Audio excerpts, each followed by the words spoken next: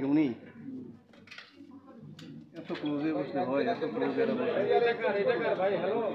ভাই চেয়ারটা এক্সচেঞ্জ করে দেন, চেয়ারটা এক্সচেঞ্জ করে দেন। ওই জায়গাটা আপনি আসেন।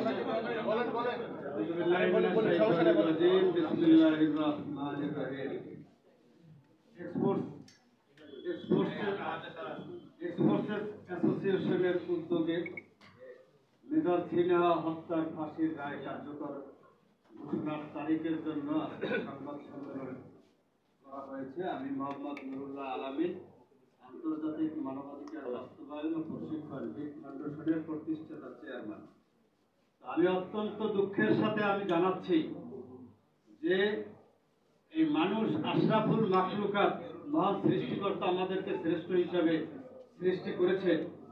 আইয়ামে জাহিলিয়াতের সময় বিভিন্ন পুরুষ মানুষ তাদের কন্যা সন্তানদেরকে তারা মাটি চাপা দিতেন তাদের ব্যক্তি স্বার্থে, সামাজিক স্বার্থে অথবা তার ইজ্জতের কারণে। কিন্তু আমরা দেখতে পাই বর্তমান যুগে, এই আধুনিক যুগে আমরা যখন রাত পোহালি ফেসবুক খুলি, দেখি বাবা তার কন্যাকে ধর্ষণ করছে। এতে লজ্জাজনক আর কোনো কিছু নেই।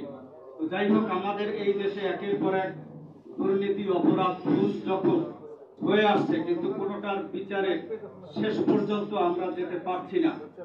আপনারা সম্মানিত সাংবাদিক বৃন্দ এখানে আছেন, সকল স্যাটেলাইটের সাংবাদিক বৃন্দ এখানে উপস্থিত আছেন।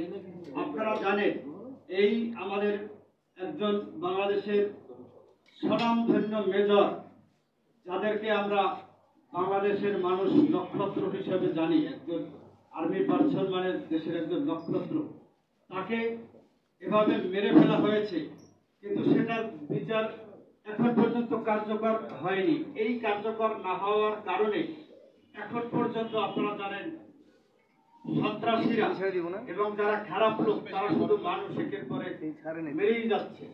আমাদের কিছুদিন আগেও আমাদের এই যে একজন সাংবাদিককে মেরে ফেলেছে, আগেও অনেক সাংবাদিক মেরে ফেলেছে। এখন যারা সাংবাদিক আছে তারা সকলেই হতাশ অবস্থায় আছে।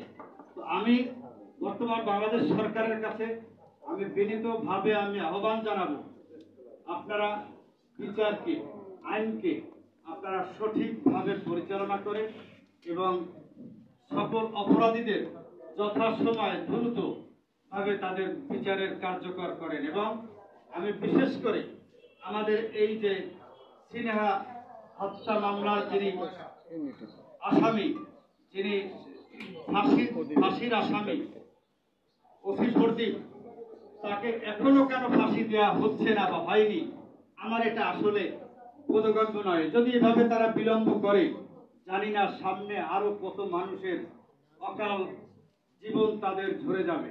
সুতরাং আমি বর্তমান সরকারের কাছে আমি বিনীতভাবে আমার আন্তর্জাতিক মানবাধিকার বাস্তবায়ন ও প্রশিক্ষণ হিট ফাউন্ডেশনের পক্ষ থেকে, আমি আমার সংগঠনের পক্ষ থেকে, আমার ব্যক্তিগতভাবে পক্ষ থেকে আমি তাদের কাছে বিনয়ের সাথে অনুরোধ করি, আমাদেরকে সর্বোচ্চ 2-1 দিনের ভিতরে আপনারা জানিয়ে দেন যে কবে তার ফাঁসি কার্যকর করতেছে, নাকি আপনারা কেন করবেন না সেটাও আমাদেরকে আপনারা জানিয়ে দেন।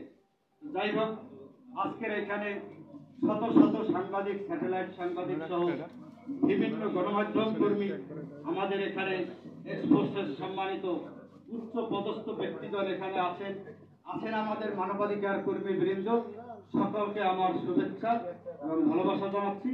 সকলের দোয়া কামনা করছি। আল্লাহ হাফেজ। আসসালামু আলাইকুম ওয়া রাহমাতুল্লাহি